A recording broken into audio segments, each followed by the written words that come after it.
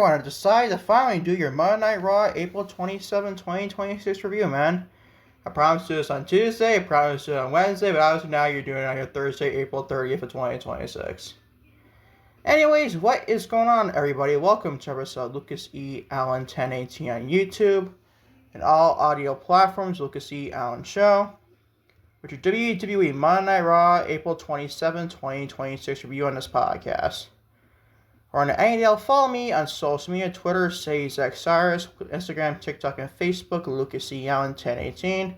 I mean, Lucas E. Allen on Facebook, you get the point.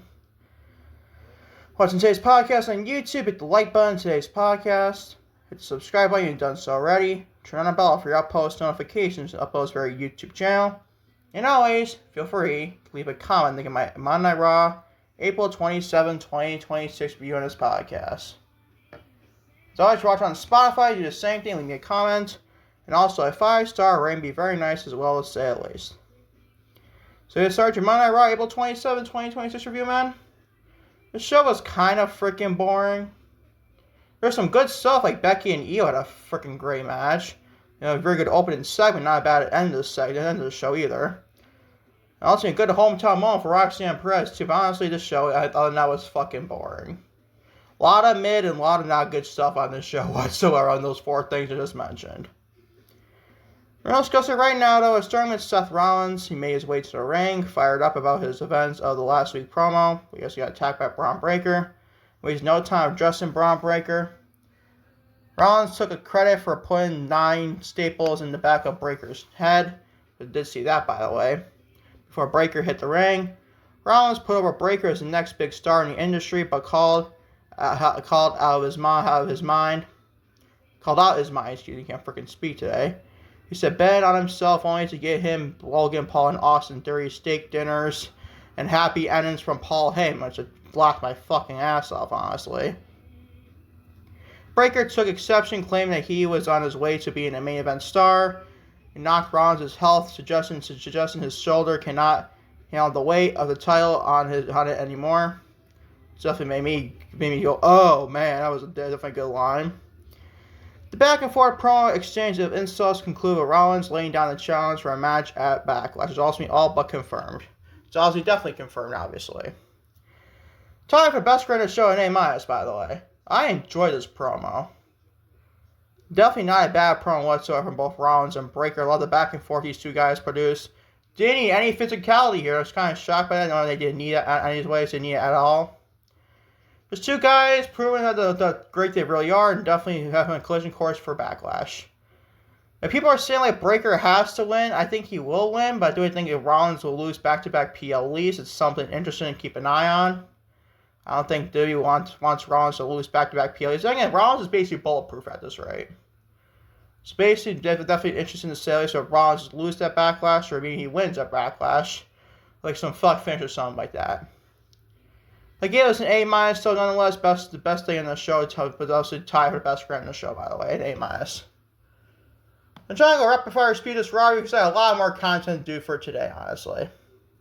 I got my Limit Center for April 30th of 2026. Also, I might even do your Dynamite review for April 29th of 2026. Even though the show was fucking boring, honestly. Minus the opening match. Anyways, Penta, the reigning defending WWE Men's Intercontinental Champion, defeats Rusev. A big fat say.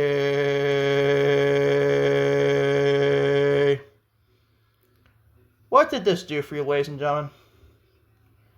Ethan Page on commentary, and he was fine, I guess, but then you had him get involved at the end of the match with Rusev attacking Penta.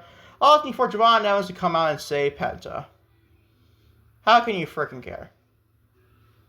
Could it be a fatal four-way? Probably a Backlash. Probably Penta defend that Intercontinental Championship against Javon Evans, Ethan Page, and probably Rusev. But then again, we just saw a ladder match with 6 men involved for IC title at the previous PLE, WrestleMania 42, or number 2. So you really want to do another multi-person match at the IC title? I know it kind of goes to the Intercontinental Championship was supposed to be, especially the Men's Intercontinental Championship. But I don't know, doesn't that seem kind of lazy to you? I mean, it should be a fine match, don't get me wrong.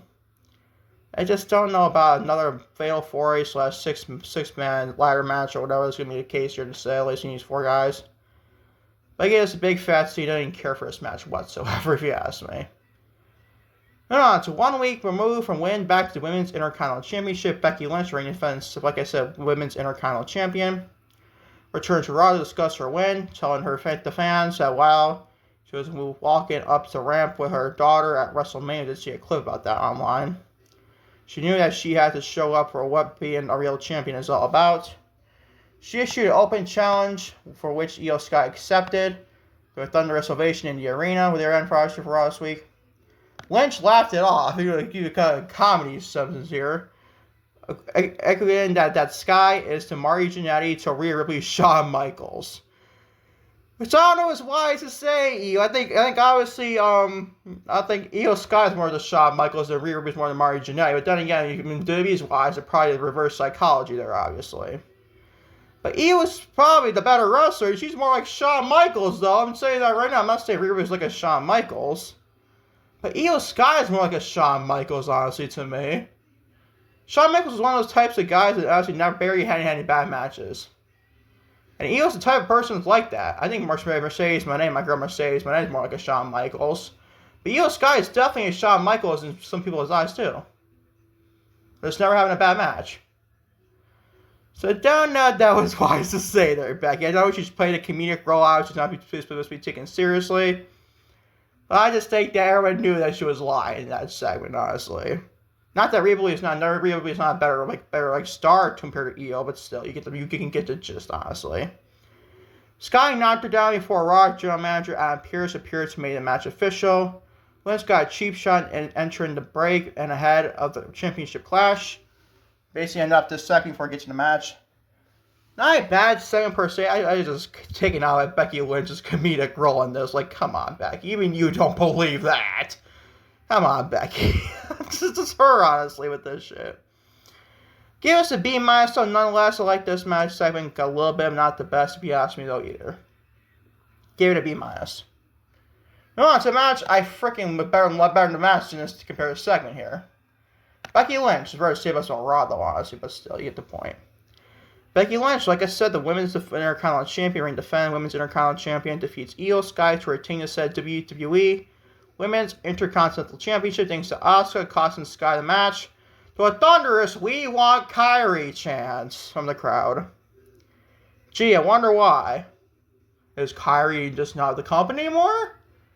Obviously, she's not, dipshit. I'm just joking with you. I know she's not with the company. Just joking with you, people. Do we see Kyrie? I heard this match is official. Io Sky and Asuka for Backlash. Thank fucking God. You can put it on WrestleMania. Better bet put that on Backlash. But do we see Kyrie? I don't. I think she already went back to Japan. I think PW Insider reported that obviously the other day. Anyways, this match though is freaking great. Becky Lynch is always a great pro wrestler. To me, she's like a go. She's like a comparison. She's like a ring general version of women's division, like Gunther. I think it's like that. I think Becky's like a Gunther in this women's wrestling. Like a ring general. She may be the women's wrestling ring general. I mean, she might not like that because she said Seth Rollins facing him at WrestleMania and lost, but still. I think Becky's a phenomenal talent comes in ring. Now, people on the outside are thinking about this match or Io Sky, if I go for a power bomb and obviously Becky Lynch protecting her neck or back of her head area, get the point. And Becky's head hit she protected her head when she went to the mat on the outside. You know about that spot, go check it out. I'm sure it's all online, obviously. But Becky was protecting her head. I'm not gonna nitpick that. That's just the IWC nitpicking that shit. I'm not gonna lie. But Becky has I think Becky has some concussions in the past. I'm pretty sure at least. So she's probably doing it for that fucking reason. You can't blame that woman. The woman's like, what, 30, something up to 30s, I think. She don't look it, but she definitely does. It is, honestly. But it's just Becky protecting her neck. Is that really a problem to some people? Really? You have a problem with that, but not this rest of the show on Raw. You're nitpicking this great match with Becky Lynch and Io Sky because Becky protected her neck area and her head area. Sometimes I really despise the IWC. Sometimes, people. I'm not going to lie. They look semi-ridiculous to a point? Sure. But Becky has a history of concussions, people. At least I think so, honestly. Maybe she doesn't. It's protecting her neck, and I can't complain about that. There's much more things to complain on this show than just Becky Lynch protecting her neck, her head, whatever. This gets an A-, so tied for the best grade in the show for sure. Definitely a great match of two great pro wrestlers, if you ask me, in women's wrestling. A- is great. Now, what do we do with Becky Lynch? So obviously, you know Io Sky is wrestling Asuka at Backlash. Does Becky go into the summer with the women's Odyssey telling me to drop at SummerSlam? I don't know. We shall wait and find out in this. I think the one she loses to, to me, it's gotta be Sol Ruka. Gotta be at this rate. Or some up and coming talent, and then Becky Lynch go back to main event scene. I know, we come to community in the uproar. Becky Lynch go back to main event scene. I don't mind it. Becky's been she's needed in this main event scene. I'm kind of at this, right? Becky's too freaking great, bro. We can understand that. Do I sometimes get guilty with women in a telepicture non-stop? Yes. But Becky's the type of person that you can't complain about her being a telepicture. Unlike Rhea Ripley to a point. That's just me on my perspective on this for sure. This gets an A- for sure. Tied for best grade in the show. Also another husband and wife duo, Seth Rollins, to his promo. So Becky Lynch and Seth Rollins get the two best grades in the whole show. Shout out to them, I guess. But also, fuck Seth Rollins to be the Bears fan, honestly. I'm just joking, bro. I'm joking. Just joking. I'm trying to be a comedy geek here, honestly. What do you want me to say? I'm a Packers fan, obviously. Moving on, though, shall we, for the more back to wrestling. Joe Hendry. This is where it gets a stretch of fucking filler, dude. 3 stretches are great as a filler. Joe Hendry, and I like Joe Hendry. I just didn't like this segment whatsoever. Like him in Son Logan Paul, I'll tell you that right now. Created a WWE Universe on his first concert as Raw Superstar. He announced that he has officially joined the Raw brand, the Red brand, excuse me. Then got to a point where the song calling for Logan Paul to be fired. Paul took obsession, you can tell, and Austin Theory joined him and cut a ransom promo. The Vision eventually beat down Hendry, enjoying the 2-on-1 beatdown until the Street Profits made a save. Hendry got the upper hand. Clearing the ring of their heels, and Hendry wiped out Paul and Theory, and joined the Profits in closing out the segment. A big fat sin, I don't care. Shall we move on to more fucking filler? I know I'm not funny, people. I'm not funny. But who fucking cares about this? Do you seriously care about this? I know I don't. I like Joe Hendry. Maybe a hot take to some people. I like his gimmick. I just don't care about this segment. I like him getting a concert and everything, but why are you thinking about Logan Paul? Like he's going to feud with the World Tag Team titles, honestly. No, that'll be the Street Profits. Hopefully they take the titles off these freaking community geeks, honestly, and Logan Paul and Austin Theory. Anyways, this segment is boring. A big fat C. On to Rey Mysterio. Another filler match. Defeats El Grande Americano. Another big fat C. Really, dude? I like Rey Mysterio. I don't care about this El Grande Americano gimmick. People are loving it in AAA. And thank God it wasn't at WrestleMania. Then again, it's more in a Triple Ray thing. We put the original El Grande Americano. And also a new El Grande Americano. A collision course before the AAA show on, May 30th? Like, you fucking care about AAA. Because I know I don't. No offense to AAA Lucha Libre Wrestling. I'm a big fan of Mexican wrestling, don't get me wrong. But honestly, what do we care about the main roster television Raw, dude? Keep this shit on AAA, bro. The original Grande Americano costing the new El Grande Americano match. Who the fuck cares? Who the fuck cares? A big fat C. And on to the last big fat C. Oba Femi. Hate saying it's a fan of his. Defeats Grayson Waller, and after the match, Femi announced that there will be an Oba Femi Open Challenge for anyone brave enough to step up to the ruler. Another big fat C.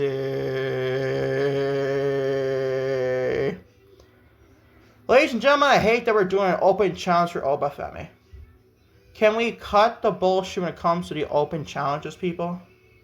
We see it so many times more importantly in AEW. We just saw Brock Lesnar, before Oba Femi entered that long time ago on Raw. We're going over to WrestleMania. But why are we giving Oba Femi an open challenge to come off basically quote-unquote retiring Brock Lesnar? To give him a freaking open challenge gimmick every week? Like, what the fuck are we doing, dude? Doesn't that seem kind of lazy, you people? I don't know, this improves this open challenge. I'm not joking when I say this, people.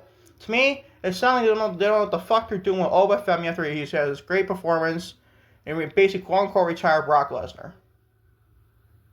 Like, they basically tells me they have no fucking plan for Oba Femi following Brock Lesnar match at WrestleMania. I hope I'm wrong. I definitely hope I'm wrong, but I don't think I'm wrong here. This gets a big fat C. No one cares about Grayson Waller and Oba Femi matches, to say the least.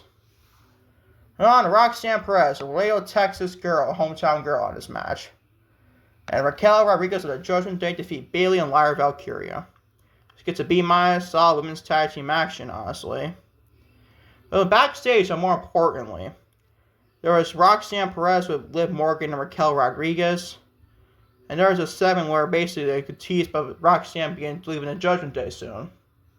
Like, Finn Balor is backstage trying to get Roxanne, don't trust the Judgment Day. To get rid of you like there's nothing at all. Which basically teases that it could be a Roxanne Perez babyface turn. Maybe she wins Money in the Bank. I would love that, honestly. Roxanne winning my women's Money in the Bank. It's top of the notch right now when it comes to that. Here's a babyface leaving the Judgment Day. Maybe she turns on Liv Morgan and maybe she cash in Money in the Bank too. That'll be freaking top tier television. You know what? Why don't we do this in Texas? Why don't you imagine it'll be just Laredo? Could be Dallas, could be Austin, could be San Antonio, Texas. I don't care. Give her the ball, because when Roxanne Perez gets the ball, she can run with it big time, bro. She is that fucking good. You just gotta give the woman a chance, bro. And Justin was a bright spot this segment for sure, in this match for sure. And you got the win in Paul and Fall and Bayley for sure. Give us a B-, so. Tease about maybe Finn Balor and Roxanne Perez mixed tag team match to Liv with Liv Morgan and Dominic Mysterio down the line this year. I don't know. Should be very interesting for sure if you ask me. Match was pretty good for you ask me, but then again not the best. Give it a B-, so to say. It takes to Roxanne Perez, honestly. Over as fuck with the crowd in Laredo, Texas. I know she's from Laredo, I get that. But to me, Roxanne is so fucking great, dude. She is so good. This gets a B-, so to say at least. Hold on, it's your main event segment here. Roman Reigns, the reigning defending WWE World Heavyweight Champion, wrapped up the show with an in-ring answer to Chica Fatu's challenge from last week's show in Raw Mania. Before he could end up speaking, he talked about single-handedly elevating the World Heavyweight Championship. This brought up Fatu, who came face-to-face with his cousin Reigns for Backlash's decision.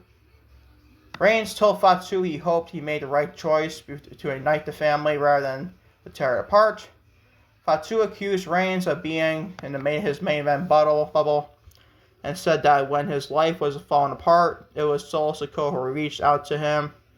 Reigns cut him off, calling him unhinged, and Fatu proved him right. He attacked Reigns with a mandible claw,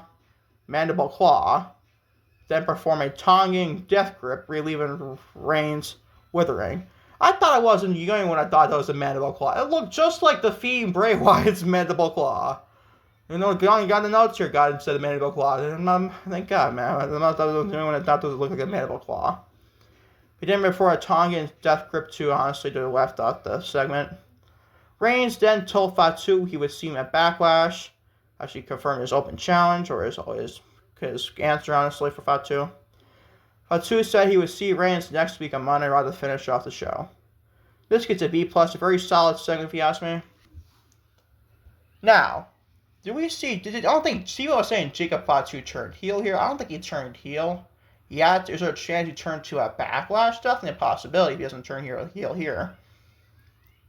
I don't see him being a heel yet if he just turned on Solo Sikoa last year.